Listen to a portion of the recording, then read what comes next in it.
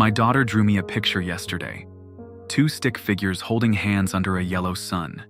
The kind of innocent art that normal fathers hang on refrigerators in normal homes. I keep it folded in my breast pocket, right over my heart, because in 3 hours I'll be dropping from orbit to kill something the size of a city block. My name is Akira Yamamoto. I'm 34 years old and I hunt kaiju for a living. 23 years ago, they rose from places where maps end and nightmares begin. From ocean trenches that plunge deeper than human understanding, from volcanic fissures that birth demons in shells of living stone, from storm clouds pregnant with malice older than civilization. The kaiju turned our world into a hunting ground where humanity became the prey. I've been hunting them for 9 years. In that time, I've watched this war transform from desperate survival into something far more personal, far more terrifying. The monsters are learning, evolving, and whether we admit it or not, so are we. The Japanese Defense Force classifies hunters from E to S rank. I'm one of 4 active S-class hunters in Japan, which means I'm authorized for solo engagements against threats that could level prefectures. It also means I have a 97% chance of dying in the field before my 40th birthday. People ask how I've survived when better hunters haven't. The answer lives in 7 rules, each one carved from the graves of friends who learned them too late. These aren't tactical guidelines or safety protocols. They're prayers written in blood, whispered in the dark by people who've seen what waits beyond the light. But before I tell you about the rules, I need to tell you about May. She was 7 when I first realized the hunting was changing me. I'd come home from a 3-day deployment in Sendai, missing half my left arm and carrying shrapnel in my chest that would set off metal detectors for the rest of my life. The medical team had done their best, but some wounds mark you in ways that go deeper than flesh. May sat cross-legged on our apartment floor, her school uniform wrinkled from a day of being 7, surrounded by drawings of flowers and butterflies and all the beautiful things that existed in her world. When she looked up at me, her expression carried something I'd never seen before. Not fear exactly, but recognition that the father who'd left 3 days ago wasn't quite the same man who'd come home. "Daddy, you're different." She was right. Something had broken in Sendai. Something more fundamental than bone or flesh. I'd learned my first rule the hard way, written in the blood of my partner and the screams of civilians I'd failed to save. The knowledge had changed me at a cellular level, rewired my understanding of what it meant to be human in a world where being human wasn't enough. "Bad men got hurt, but the good guys won," I said, kneeling beside her drawings. The words felt inadequate, a child's explanation for an adult horror that had no good answers. "But why do you have to be the one who fights them?" I could have told her about duty, about the mathematical reality that only 4 people in Japan could face S-class threats and come home alive. I could have explained the neural interfaces, the bio-locked weapons, the years of training that had rewired my nervous system for violence. Instead, I picked up one of her crayons and drew a crude stick figure with a sword. "See this little guy? He's scared, but he stands between the scary things and everyone he loves. Sometimes being scared is okay, as long as you don't let it stop you from protecting what matters." May studied my drawing with the intense concentration that children bring to everything important. "Is he going to win?" "I don't know," I said, because lying to her felt worse than the truth. "But he's going to try his best." She added her own drawing to mine, a sun shining down on the stick figure, yellow rays like fingers of hope reaching through the darkness. "There, now he won't be alone." That was the moment I understood what I was really fighting for. Not humanity in abstract terms, not the continuation of civilization as a concept, but one specific girl who believed her father could stand against the dark and somehow find his way home. The first rule saved my life in Sendai, and it's saved me 63 times since then. Trust your weapon like your heartbeat, because the moment you doubt it, you die. My rifle, Kaminari, weighs 38 kilograms, and fires concentrated plasma at temperatures exceeding the surface of the sun. But those are just numbers. What matters is that Kaminari knows me. My breathing patterns, my trigger pull, the way my hands shake after I've killed something that used to be impossible. The weapon is bio-locked to my DNA, calibrated to my nervous system through a neural interface that required 18 hours of surgery to install. The metal was forged from the crystallized bone marrow of the first S-class kaiju I killed. Engineers call it resonant matter, material that retains the electromagnetic signature of its source. When I fire Kaminari, I'm not just launching superheated plasma.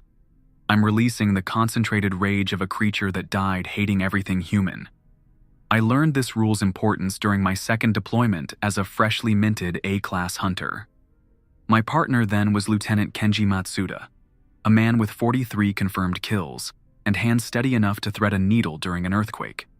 He carried a standard-issue particle rifle, reliable but impersonal, the kind of weapon designed by committee and built for efficiency rather than connection.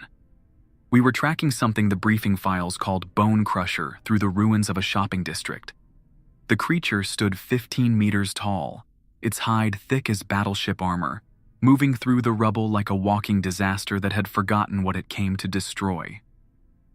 Kenji's rifle jammed during the initial engagement, the plasma containment field collapsing just as the creature noticed our position and decided we were worth its attention. "Take mine," I said, offering him Kaminari. He waved me off, reaching instead for a fallen hunter's weapon lying in the debris like an abandoned promise.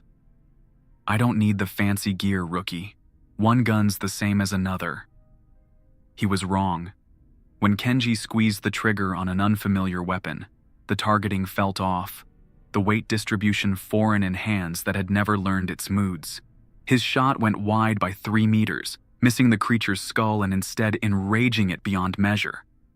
Bone Crusher's retaliatory strike leveled 4 city blocks and killed 17 civilians who'd been hiding in what they thought was safety.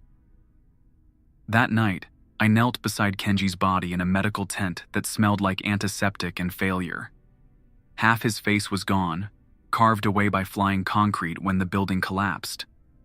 But his eyes were still intact, still staring at nothing with an expression of surprise that would never change. "Should have taken your gun," he whispered, his voice barely audible over the sound of distant artillery. "Should have trusted you instead of trusting myself." He died holding my hand, his grip weakening with each labored breath until his fingers went slack, and I was alone with the first rule burning itself into my mind. Trust your weapon like your heartbeat. Trust it more than pride, more than familiarity, more than the voice in your head that says all weapons are the same. They're not. Kaminari knows my soul, and in return, I know its capabilities, its limits, its moods. When I pull the trigger, we're not man and machine working together. We're a single organism dedicated to the art of making monsters die. May was 8 when the cancer started. The doctors called it acute lymphoblastic leukemia, but I knew what it really was. Radiation exposure from my gear, particles embedded in my clothing and skin after too many hunts, too many fights with creatures that existed at the bleeding edge of physics.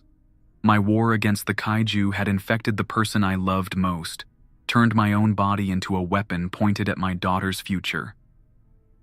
"Daddy, do you ever get scared?" she asked during her first round of chemotherapy. The treatment had stolen her beautiful black hair, leaving her scalp pale as moonlight. But her eyes still burned with curiosity about everything. "Every day," I said, stroking her head where hair used to be. "But fear is just information. It tells you when something's dangerous, so you can be smart about how you fight it. What if you can't fight it?" I thought about that question while machines pumped poison into my daughter's veins, fighting cancer with chemicals that were almost as deadly as the disease itself. What do you tell a child when the monster isn't something you can shoot, when courage and weapons and all the rules in the world won't save the person you love most? "Sometimes fighting means different things," I said finally. Sometimes it means being brave enough to smile when you hurt. Sometimes it means holding someone's hand so they don't feel alone. She squeezed my fingers with strength that seemed impossible for someone so small, so fragile, so utterly breakable. I'm holding your hand too, Daddy, so you don't feel alone when you go fight the monsters. That was when I understood the second rule, not just as tactical knowledge but as lived truth carved into the architecture of my soul. Know the enemy's heartbeat before your own, because patterns are the difference between predator and prey. Every kaiju species has tells, micro-movements that precede their killing blows. These patterns aren't obvious. They're buried in the rhythm of breathing, the flutter of sensory organs, the subtle weight shifts that happen milliseconds before death comes calling. Acid spitters flex their throat sacs in specific sequences before discharge. Bone breakers shift weight to their dominant limb exactly 2 seconds before a charge. Flame hearts dilate their core vents 1.3 seconds before thermal release, drawing oxygen to feed the inferno building in their chest cavity. But the rule goes deeper than technical knowledge. It's about understanding that everything alive follows patterns, even 9-year-old girls with leukemia who try to be brave for their fathers. May's pattern was morning vomiting followed by afternoon rallies where she'd insist on drawing pictures or playing games. Her breathing changed 2 days before the bad episodes, becoming shallow and rapid as her body prepared for another assault from treatment that was supposed to save her. I learned to read those patterns the way I read kaiju behavior, watching for signs that meant I needed to be present, needed to hold her hand through another night of pain that no child should endure. The knowledge didn't make me a better father, just a more informed witness to suffering I couldn't prevent. It was during one of those hospital vigils that I met Takeshi Sato. He arrived carrying authorization papers and a smile that could power cities, my new partner assigned after Kenji's death. Where I was methodical and analytical, calculating angles and trajectories with mathematical precision, Takeshi was pure instinct, reading monster intentions through some sixth sense that defied explanation. "So this is the famous Yamamoto," he said, entering May's hospital room with the casual confidence that marked natural-born hunters. "I've read your file. Impressive kill count for someone so young." May looked up from her drawing tablet, studying Takeshi with the intense focus that children bring to new adults. Her latest round of chemotherapy had left her weak, but her mind remained sharp as a blade. "Are you going to fight monsters with my daddy?" "That's the plan," Takeshi said, settling into the chair beside her bed with easy grace. "Mind if I ask what you're drawing?" "It's a picture of Daddy's gun. See? It has a lightning inside it, and when he shoots it, the lightning goes into the monsters and makes them go away." Takeshi examined her artwork with the seriousness that such revelations deserved. The drawing showed Kaminari in remarkable detail for a child's work, down to the resonant chamber where crystallized kaiju bone channeled plasma into coherent death. "That's quite a weapon. Does it ever miss?" "Never," May said with absolute certainty. "Daddy doesn't miss because he's the best monster fighter in the whole world." I saw something shift in Takeshi's expression then, the moment he understood what this assignment really meant. He wasn't just partnering with another hunter. He was stepping into the life of a man who carried more than weapons into battle, who fought not just for humanity in abstract terms, but for one specific girl who believed her father was invincible. "Then I guess I'd better make sure I don't slow him down," Takeshi said, extending his hand to May for a formal handshake. "Partners?" "Partners," she agreed, her small hand disappearing into his larger one. That partnership lasted 3 years and 47 joint operations. Takeshi never slowed me down, never failed to watch my back, never let me forget that we were fighting for more than statistics and casualty reports. We developed a combat synergy that felt supernatural, each of us knowing where the other would be without need for communication. In 3 years of hunting together, we never lost a civilian under our protection, never failed to neutralize a target, never came home with wounds that wouldn't heal. But patterns aren't just about the enemy. They're about recognizing when everything you think you know is changing, when the rules themselves are evolving into something new and terrible. The first sign came from the water. Fishing boats returning to port with crews babbling about sounds from the deep, harmonies that shouldn't exist sung by voices that had never been human. The sonar readings were worse, showing massive movement in trenches that plunged deeper than our equipment could measure, patterns of displacement suggesting something the size of a mountain range was stirring in the abyssal depths. Then the attacks began changing. Not random anymore, not driven by hunger or territorial instinct. The Kaiju started targeting specific infrastructure with surgical precision. Communication towers, power distribution centers, transportation hubs. They moved like soldiers following orders, coordinating their assaults with tactical precision that spoke of shared intelligence. "They're learning," Takeshi said during a briefing that showed attack patterns from the last 6 months. Red dots on the map, each one marking a strike that had crippled some vital aspect of human civilization. Look at the progression. They start with random destruction, then focus on military targets. Now they're going after civilian infrastructure. That's not evolution. That's strategy. The briefing officer, a colonel whose hair had gone white from too many impossible situations, nodded grimly. Intelligence suggests coordinated leadership, something directing the attacks, prioritizing targets based on strategic value rather than proximity or availability. I studied the map, seeing patterns that made my blood freeze. The attacks weren't just coordinated, they were surgical, designed to isolate Japan from global support networks while systematically dismantling our ability to mount effective resistance. This wasn't random predation.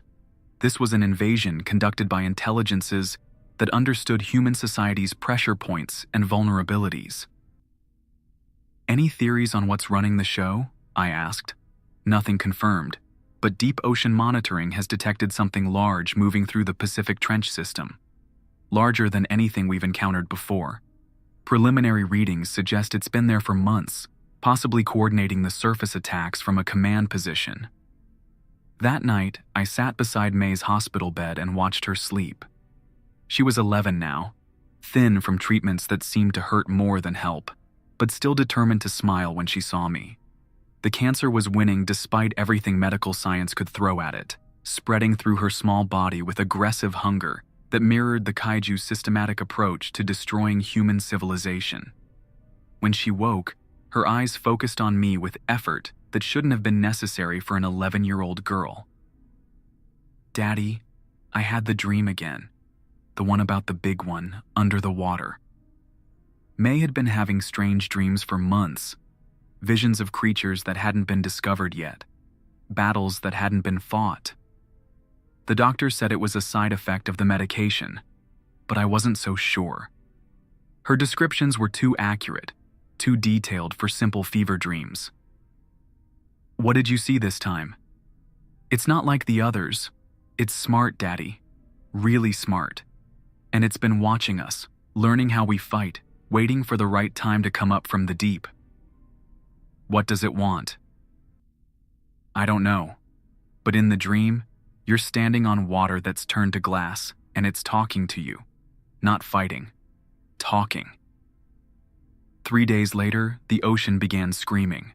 The sound carried across thousands of kilometers of open water, a subsonic hymn that drove whales to beach themselves on foreign shores and made sonar operators quit their jobs after nervous breakdowns. When Leviathan finally rose from the depths off the Izu Peninsula, it brought the ocean with it. The creature was serpentine beyond comprehension, its body stretching from horizon to horizon in coils that defied perspective and challenged the human brain's ability to process scale. Each scale was the size of a city block, diamond hard and reflecting light in patterns that hurt to look at directly. Each tooth was a crystalline spear longer than skyscrapers, sharp enough to cut through space itself. But the most terrifying aspect was its song. the subsonic frequencies that turned human bones to tuning forks and human minds to static. The initial response team lasted 47 seconds against the creature's psychic assault. 3 A-class hunters reduced to catatonic shells as their consciousness shattered under alien harmonies.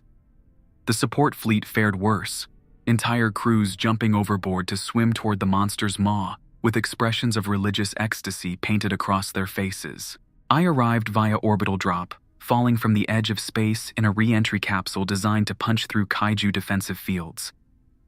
The descent took 4 minutes of watching Leviathan systematically destroy everything humanity could throw at it.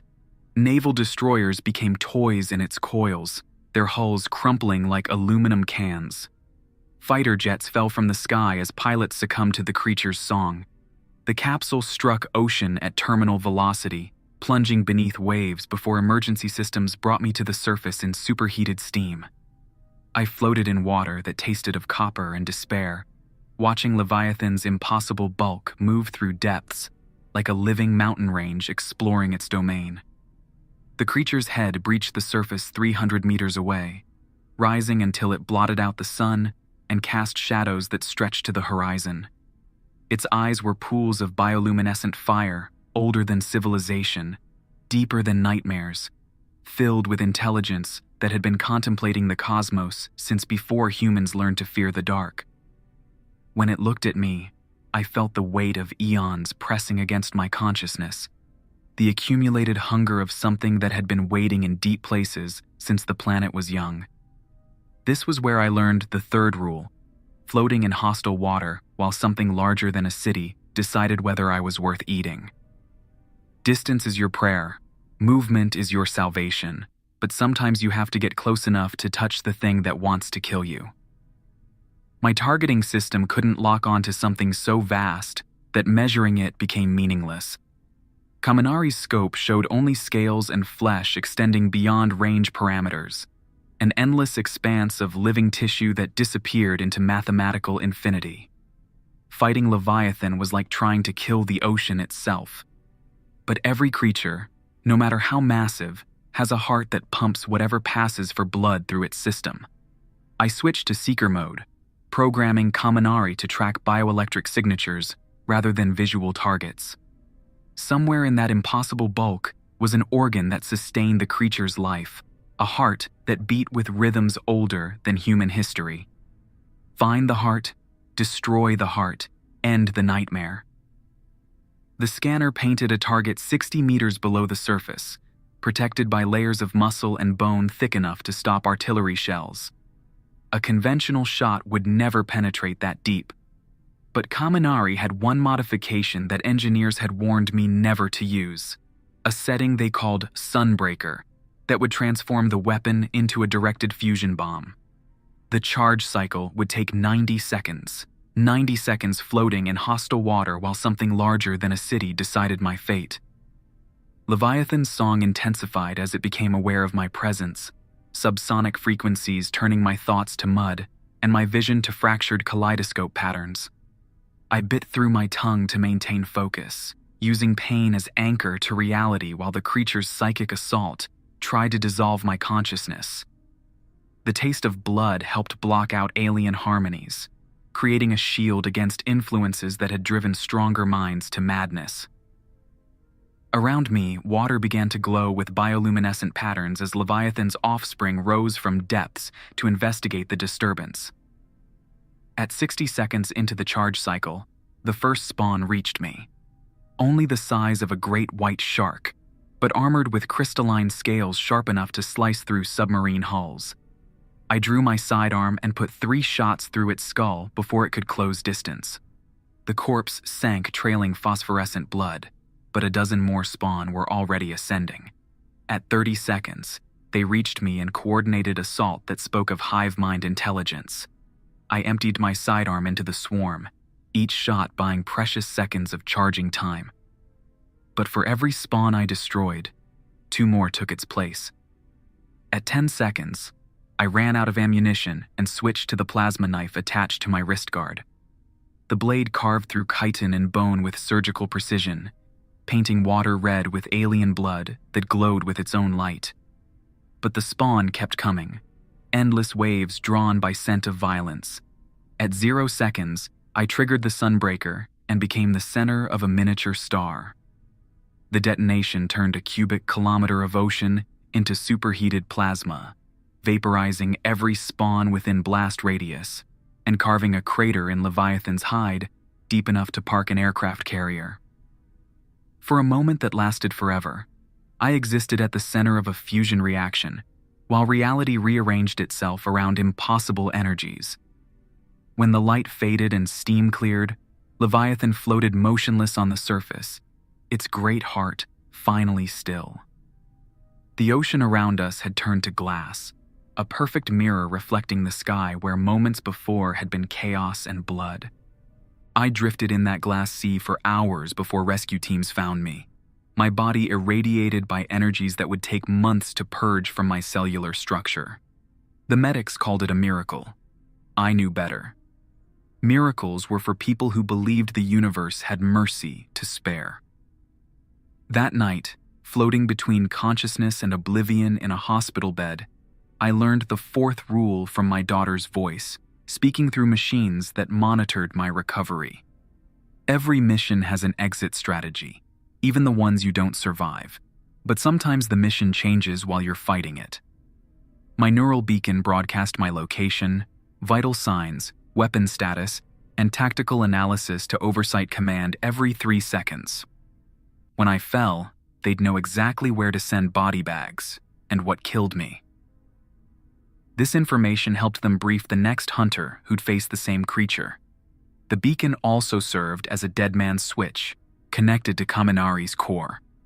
If my vital signs flatlined, the weapon would enter auto-destruct mode, building to a plasma overload that would vaporize everything within 2 kilometers. Sometimes taking the monster with you was the only victory available. But the rule went deeper than mission parameters and casualty reports. It was about understanding that some fights were bigger than individual survival, that some victories required sacrifices that couldn't be calculated in advance. Against Leviathan, my exit strategy had been to hurt it badly enough that other hunters could finish the job. Instead, I'd somehow killed something that shouldn't have been killable, turned part of the ocean into glass, and come home with knowledge that changed everything I thought I knew about the war we were fighting. The creature hadn't just been large, it had been intelligent, coordinating the attacks that had been puzzling our strategists for months. When it died, the pattern of kaiju assaults shifted immediately, becoming random again, losing the surgical precision that had made them so effective. We'd killed the command structure, but that raised a question more terrifying than any we'd faced before. If Leviathan had been the commander who had been giving it orders? The answer came 3 weeks later, when every seismic monitor in Japan registered something impossible. Mount Fuji was bleeding. It started as a slow seepage of crimson that turned the snow on Mount Fuji the color of rust and made pilgrims speak in hushed tones about omens and apocalypse. Seismic monitors detected movement deep within the volcanic system, something massive stirring in chambers that hadn't been active for centuries, disturbing magma flows with movements that suggested intelligence rather than geological activity. When Infernus erupted from the mountainside, it brought the fire of the Earth's core with it. The creature was a walking volcano, its body composed of living magma held together by obsidian bone and sheer malevolence. Each step melted the ground beneath its feet, turning ancient stone into bubbling lakes of lava. Each breath turned air to scorching ash that killed everything it touched. Where it passed, the forest became a wasteland of glass and char. Every living thing reduced to carbon shadows burned into the rocks. But unlike previous kaiju, Infernus moved with deliberate purpose. It targeted power lines that melted like spiderwebs, highways that buckled and flowed like tar rivers, communication towers that became pillars of fire visible from orbit. This wasn't hunger or instinct. This was systematic destruction guided by intelligence that understood exactly what it was targeting. I was deployed alone, Takeshi engaged with a secondary threat that had emerged near Osaka at precisely the same time Infernus began its assault. The coordination was too perfect to be coincidence. The Kaiju were learning to divide our forces, ensuring that each monster would face minimal resistance. The transport helicopter couldn't get within 10 kilometers before its systems began failing from heat damage. I made my final approach on foot, crossing terrain that had been transformed into a hellscape of bubbling rock and poisonous gas. My suit's cooling systems ran at maximum output, but temperature readings climbed past operational limits, while alarms screamed warnings that should have been unnecessary. Through thermal haze that turned distant objects into wavering mirages, I watched Infernus methodically destroy everything in its path. The creature wasn't just feeding or establishing territory. It was eliminating human infrastructure with the precision of a surgeon removing tumors. My first shot struck Infernus in the shoulder, a concentrated plasma burst that should have carved through any armor. The bolt simply vanished into the creature's molten body, absorbed without effect like throwing snowballs into a furnace. Fighting something made of living fire with thermal weapons was an exercise in futility. I switched to kinetic rounds, solid projectiles accelerated to hypersonic velocities. The shots struck home with impacts that shattered stone and rang like thunder, but Infernus's molten flesh simply flowed around the wounds, healing faster than I could inflict damage. The creature turned toward me with movements like flowing lava, each step creating tremors that registered on seismographs 3 prefectures away. Its eyes burned with stellar heat, ancient beyond measure, and intelligent enough to recognize me as a threat worth addressing. When it roared, the sound came from every direction at once, the very air combusting around its vocal cords. I realized then that conventional weapons were useless against something that existed at temperatures beyond human technology's reach. But every creature, no matter how alien, followed certain universal laws. Infernus was composed of molten rock, which meant it required constant thermal input to maintain structural integrity. The solution was elegant. I couldn't kill the fire, but I could starve it of fuel. I retreated to higher ground, drawing the creature away from its thermal vents toward snow-covered peaks where ambient temperature would work against its physiology. Infernus followed with mechanical persistence, leaving a trail of melted stone that glowed like a scar across the mountainside. At 8,000 meters above sea level, where air was thin enough to make breathing difficult, ambient temperature dropped below freezing, despite the creature's radiant heat. Infernus's movements began to slow, its molten flesh cooling from bright orange to dull red as the mountain's cold began to sap its thermal reserves. I switched Kaminari to cryoburst mode, an experimental setting that fired supercooled plasma at temperatures approaching absolute zero. The first shot struck Infernus' center mass, and for the first time, the creature flinched. Where cryoplasma made contact, molten flesh hardened into brittle obsidian that cracked under thermal stress. The second shot shattered that obsidian like glass, sending fragments of the creature's own body spinning through air like shrapnel. Infernus's roar became a shriek of pain and rage, echoing across mountain peaks like the dying song of the earth itself. The creature's internal heat began bleeding away through cracks in its cooling armor, steam rising from wounds like the breath of a dying god. My third shot punched through its hardened chest plate and found the molten heart beneath. The cryoplasma froze the organ solid in microseconds, turning the creature's life force into a chunk of volcanic glass. Infernus collapsed like a falling mountain, its body cooling from incandescent fury to cold stone in minutes that felt like geological ages. The impact crater glowed with residual heat, a perfect circle of glass that would mark the site for centuries. But victory felt hollow as I stood in the aftermath, watching steam rise from the creature's corpse. Another monster dead, another threat eliminated, another day humanity survived by the narrowest of margins. Yet I couldn't shake the feeling that we were fighting the wrong war, killing symptoms while the disease spread through the world's bloodstream. When I returned home, I found May in the hospital again. Her latest round of treatment had failed catastrophically. the cancer spreading to her brain and spine with aggressive hunger that mirrored the Kaiju's systematic approach to destroying everything human. The doctors say weeks, maybe a month, Yuki told me in the corridor, her voice hollow with exhaustion and grief held barely in check. They're talking about comfort care now. I sat beside May's bed and watched my daughter sleep, her breathing assisted by machines that beeped with artificial heartbeats. She looked so small against the white sheets, so fragile, like a flower trying to bloom in nuclear winter. When she woke, her eyes focused on me with effort that shouldn't have been necessary. "Daddy, I had the dream again, the one about the thing that wants to talk to you. What does it want to say?"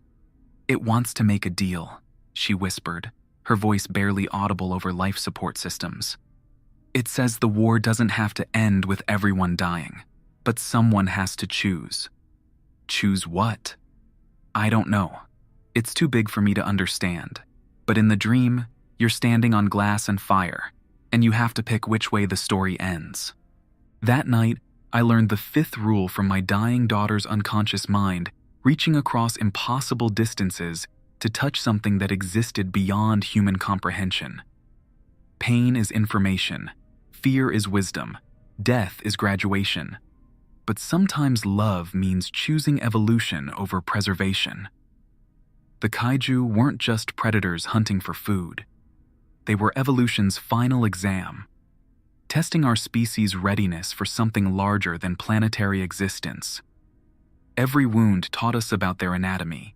Every scar marked a lesson learned in the only classroom that mattered. Fear wasn't weakness. It was intelligence recognizing something that could transform you or destroy you, depending on how you responded.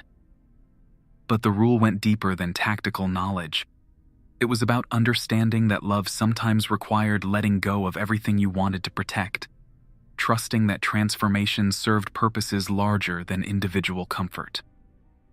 3 days later, every early warning system in Japan screamed simultaneously as something rose from the deepest trenches of the Pacific Ocean.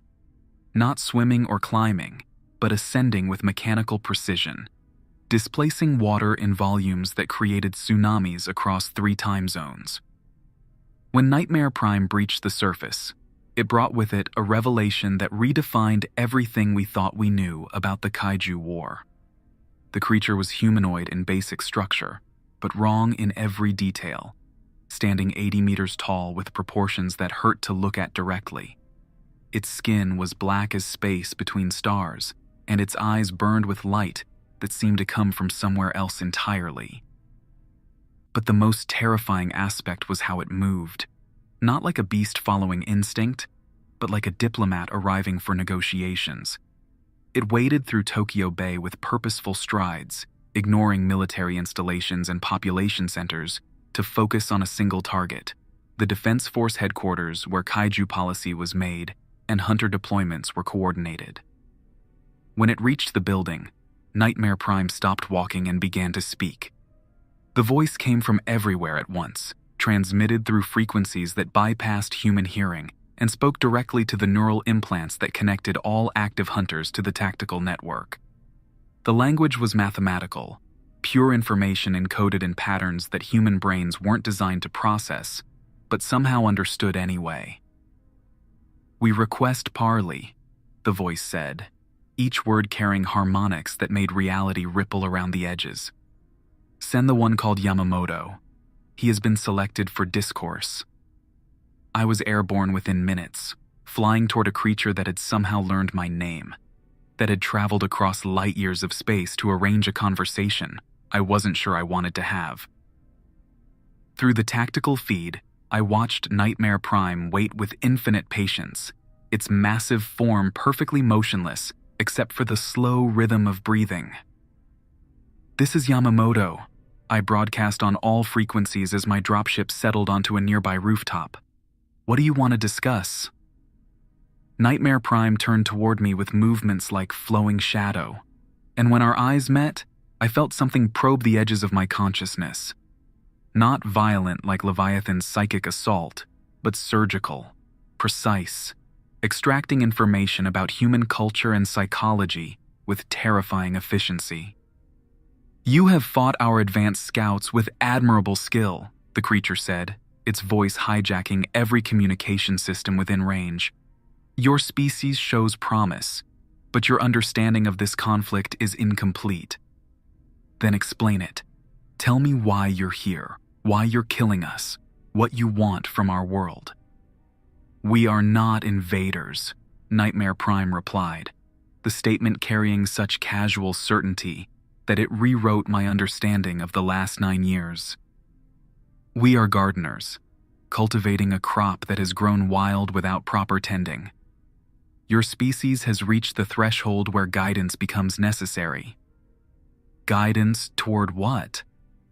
"Evolution or extinction. The choice has always belonged to humanity, but the time for choosing grows short. Your planet enters a phase where biological intelligence must transcend its limitations or be consumed by them." Around us, the city held its breath as an alien intelligence explained the true nature of the war we'd been fighting. The Kaiju weren't conquerors seeking to claim Earth for themselves. They were teachers, using violence as curriculum to force human development along specific evolutionary paths. "The creatures you call Kaiju are examination protocols," Nightmare Prime continued, its massive form radiating patience that spoke of geological timescales. "Each encounter tests different aspects of human potential: courage, adaptation, cooperation, sacrifice. Those who survive the testing become eligible for advancement. Advancement to what? To joining the greater community of intelligence that spans galaxies, to taking your place among species that have successfully navigated the transition from planetary to stellar civilization. Your hunter classification system mimics our own evaluation matrix, though you lack context to understand its true purpose." I felt the weight of May's drawings in my breast pocket, her unconscious mind somehow reaching across impossible distances to witness conversations with entities that existed beyond human comprehension. My daughter had been dreaming about this moment for years, her cancer-ravaged brain receiving transmissions from creatures that operated on frequencies beyond mortal understanding. "What about the people who fail your tests?" "They provide genetic material for the next generation of candidates. Nothing is wasted in the Garden of Evolution," Akira Yamamoto. "Every death serves a purpose. Every sacrifice contributes to the advancement of your species." The casual mention of sacrifice as evolutionary tool made my blood freeze. The Kaiju hadn't been killing humans randomly. They'd been selectively eliminating those who failed to demonstrate the qualities required for galactic citizenship, while preserving and breeding those who showed promise. "My daughter is dying. She's 11 years old, and she's dying of cancer.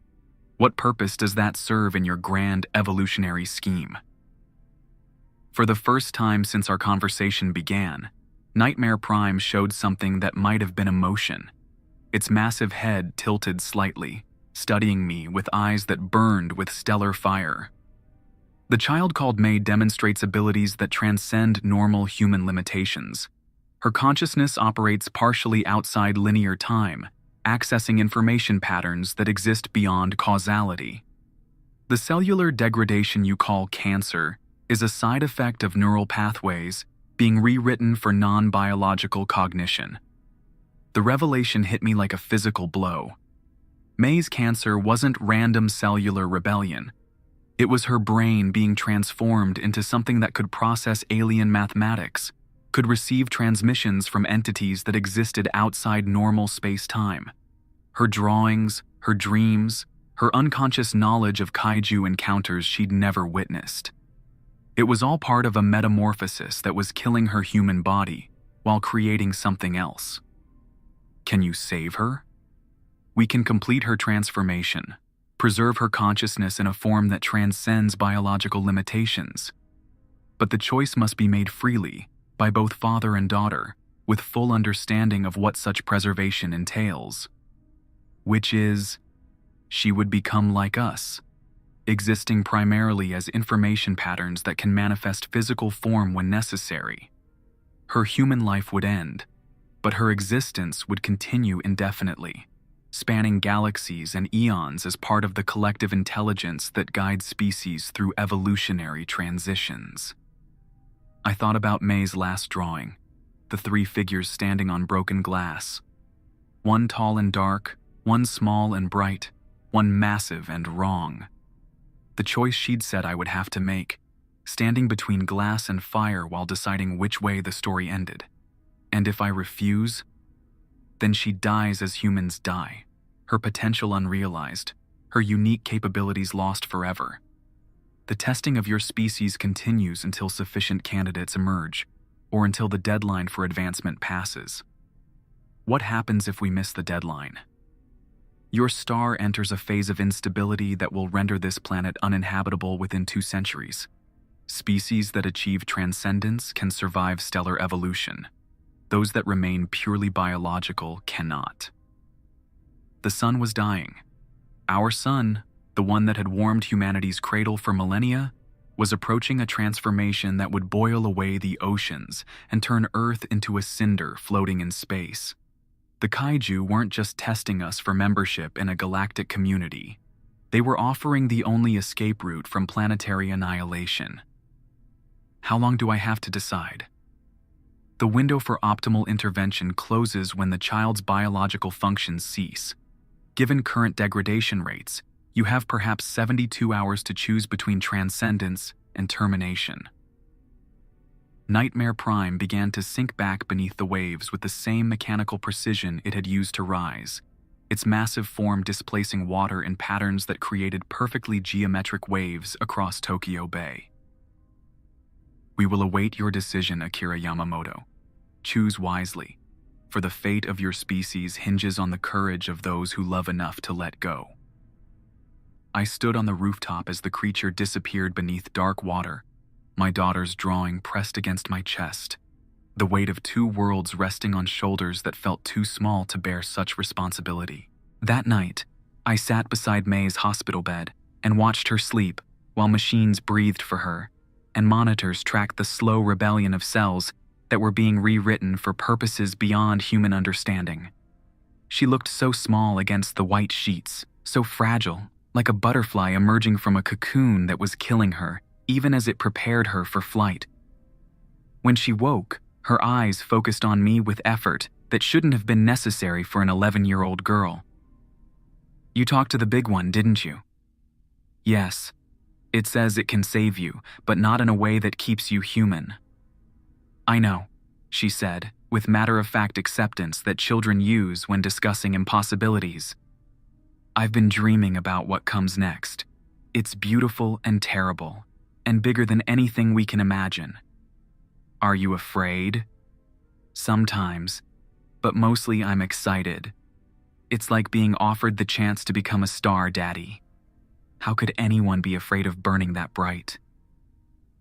I held her small hand in mine, feeling how cold her fingers had become, how thin her pulse was against my thumb.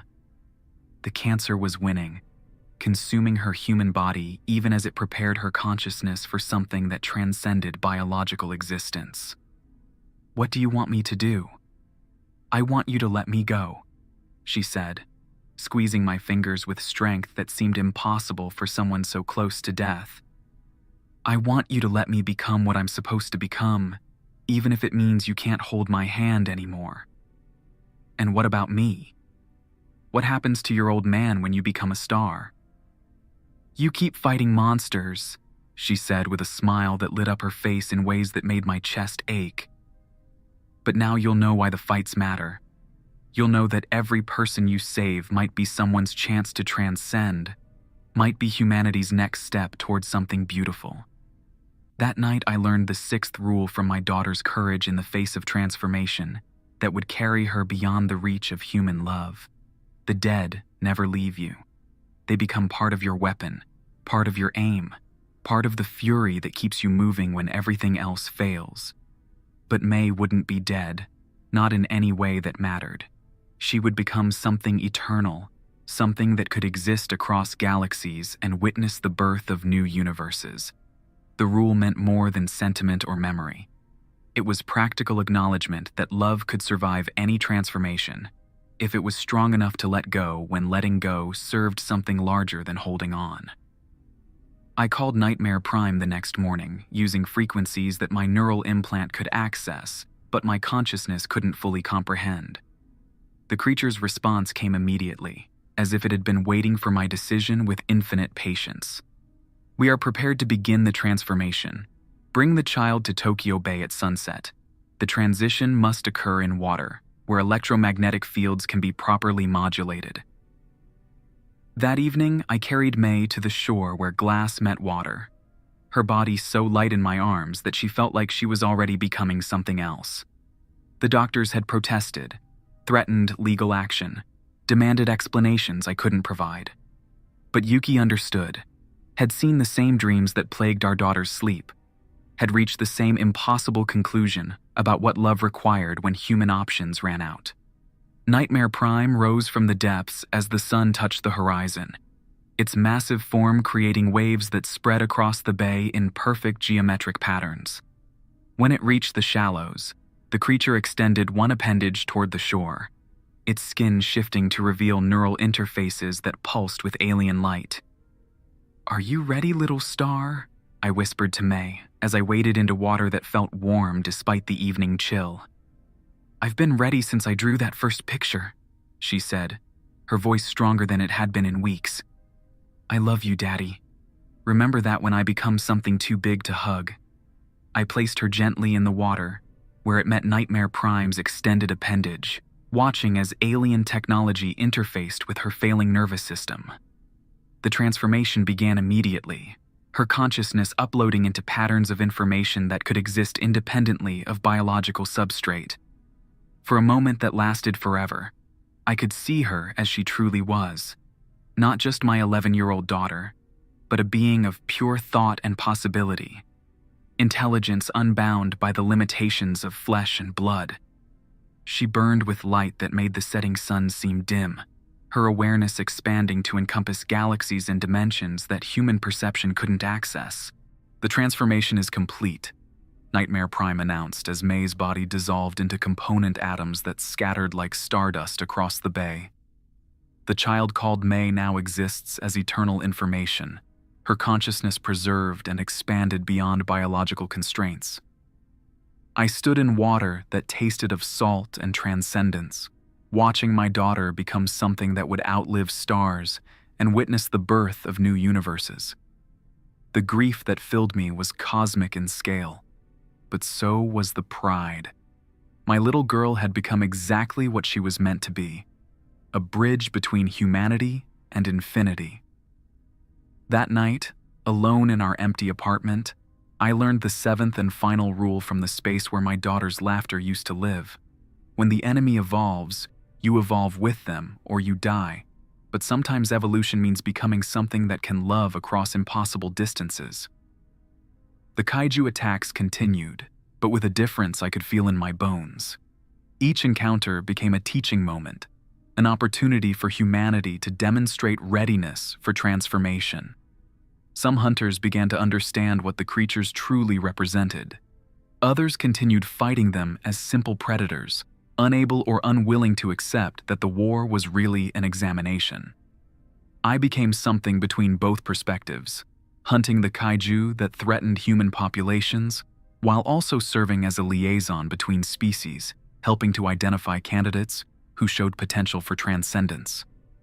The work was harder than simple killing, requiring judgment calls about who was ready for evolution and who needed more time to develop. 6 months after May's transformation, I received my first communication from her new form of existence. The message came through my neural implant while I was tracking a creature called Stormwing through clouds above Hokkaido, encoded in frequencies that bypassed human hearing and spoke directly to the soul. "Hello, Daddy," her voice said, carrying harmonics that made my consciousness resonate like a struck bell. "I'm okay. Better than okay. I can see everything now. All the beautiful patterns that connect life across the universe. And I can see you, still standing guard between the darkness and the light. Are you happy?" Happiness is too small a word for what I am now, she replied, her voice carrying laughter that sounded like music from distant stars. But I remember being happy, and I remember loving you, and those memories make the infinity bearable. The creature I was hunting suddenly changed course, its movements becoming less aggressive, more purposeful. Through my scope, I could see intelligence in its eyes that hadn't been there before, recognition that spoke of recent transformation. The one you're following used to be human, May's voice explained. A hunter from the Australian Defence Force who chose transcendence during a mission 3 days ago. She's still learning how to manage her new form, but she's not dangerous anymore. She's becoming what we all become, eventually. I lowered Kaminari and watched the former human navigate storm clouds with grace that defied physics, her consciousness learning to manipulate matter and energy through pure intention.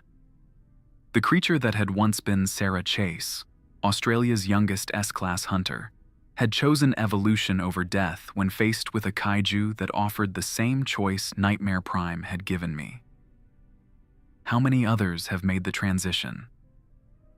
17 so far, from 6 different countries. The testing is accelerating as more humans demonstrate readiness for advancement. Soon, there will be enough transcended consciousness to begin the next phase, which is teaching your species how to survive stellar evolution, how to maintain civilization when your sun begins its final transformation. The knowledge is too complex for biological brains to process, but transcended minds can serve as repositories and teachers for those who remain human. I flew home through skies that felt different, more alive somehow, populated by consciousnesses that existed partially outside normal space-time. Some were former humans learning to navigate transcendence.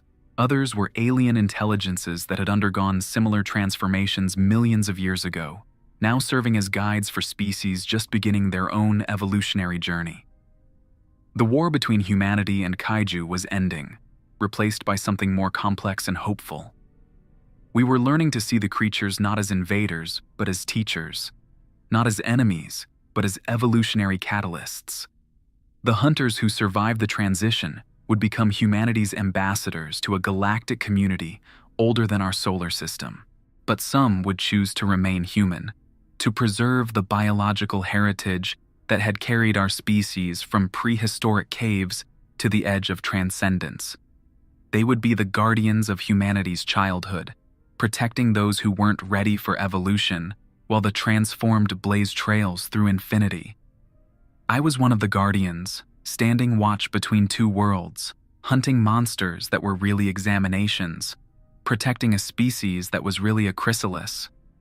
The rules that had kept me alive were evolving too, becoming something larger than survival tactics, growing into principles for managing existence that spanned both mortality and transcendence. 3 years later, Takeshi made his choice. We were hunting a creature designated as Void Walker through the ruins of Kyoto when it offered him the same option Nightmare Prime had given me. The monster stopped its rampage mid-strike, turned to face my partner with eyes that burned with stellar intelligence, and spoke in harmonics that bypassed human language entirely. I watched through my scope as Takeshi lowered his weapon, understanding flooding his face as he finally grasped what the war had always been about. The choice he made was instant, decisive, beautiful in its absolute commitment to something larger than individual survival. The transformation was faster this time, the aliens having perfected their techniques through practice. Takeshi's consciousness uploaded into patterns of pure information, while his body dissolved into component atoms that scattered like cherry blossoms on a spring wind. For a moment that lasted forever, I saw him as he truly was, not just my partner and friend, but a being of infinite possibility, preparing to explore galaxies I would never see. "Take care of yourself, old man," his voice whispered through my neural implant as his new form of existence learned to navigate dimensions beyond human perception. The real hunt is just beginning. I stood alone in the ruins of a temple older than human memory, watching my partner become something that would outlive the death of stars. The grief was familiar now, tempered by understanding that love could survive any transformation if it was strong enough to transcend the boundaries of individual existence. That night, I went home to an apartment that felt too large for one person, filled with memories of laughter that echoed across impossible distances. May visited me in dreams, her consciousness reaching across galaxies to remind me that love was the only force in the universe strong enough to bridge the gap between mortality and transcendence. "You're doing good work, Daddy," she whispered, as I stood on my balcony looking up at stars that might once have been human. "Every person you save is another chance for humanity to grow into something beautiful. Every choice you make brings our species closer to the moment when we can all be together again, in forms that can love without fear of loss." "I miss you," I said to the night sky, my words carrying across distances that light would take millennia to cross. "I know," came her reply, warm as sunlight on my face. "But missing is just love that hasn't learned how to span infinity yet. Keep practicing, and someday you'll understand. My name is Akira Yamamoto. I'm 37 years old, and I hunt kaiju for a living. But now I know what the hunt really means, what the killing really accomplishes, what the dying really serves. I'm standing guard at the border between nightmare and dawn, between human and post-human, between the species we've always been and the species we're becoming. The monsters are still out there, still testing us, still offering choices between evolution and extinction. And I'm still following the rules, still trusting my weapon, still moving through the dance of violence and transcendence that separates the living from the graduated. Because in a world where monsters are really teachers and death is really commencement, someone has to stand watch while humanity learns to spread its wings. The rules keep evolving, just as we keep evolving, just as the universe keeps demanding that we become more than we ever imagined possible. Trust your weapon like your heartbeat. Know the enemy's patterns before your own. Distance is your prayer. Movement is your salvation. Every mission has an exit strategy. Pain is information. Fear is wisdom. Death is graduation. The dead never leave you. When the enemy evolves, you evolve with them or you die. 7 commandments carved from the bones of the fallen, written in blood and proven in fire, whispered in the dark by people who've learned that love is the only force strong enough to survive transformation on a cosmic scale. I follow them, one hunt at a time, one choice at a time, one step at a time toward a future where the only monsters left are the ones we choose not to transcend. Because that's what hunters do. We stand between the darkness and the light, between what we are and what we might become, between the safety of the known and the terrible beauty of evolution. My daughter is a star now, burning bright across galaxies I'll never see, with eyes that were only designed for one small world. My partner has become something that can manipulate matter with pure thought, existing as information patterns that span dimensions beyond human comprehension. They visit me in dreams and whisper encouragement when the hunting gets too hard, reminding me that love can survive any transformation if it's strong enough to let go when letting go serves something larger than holding on. The next emergency alert is already forming in tomorrow's darkness, carrying news of transformations that will make everything I've witnessed seem like gentle practice. When it sounds, I'll check my weapon, review the rules, and walk into hell with the confidence of someone who's learned that hell is just another word for the place where angels learn to fly. The hunt never ends. It just grows into something larger, something more wonderful, something that spans the space between heartbeats and the distance between stars. And I'll keep hunting, keep choosing, keep standing watch until the day comes when I too must decide between the human I've always been and the star I might become.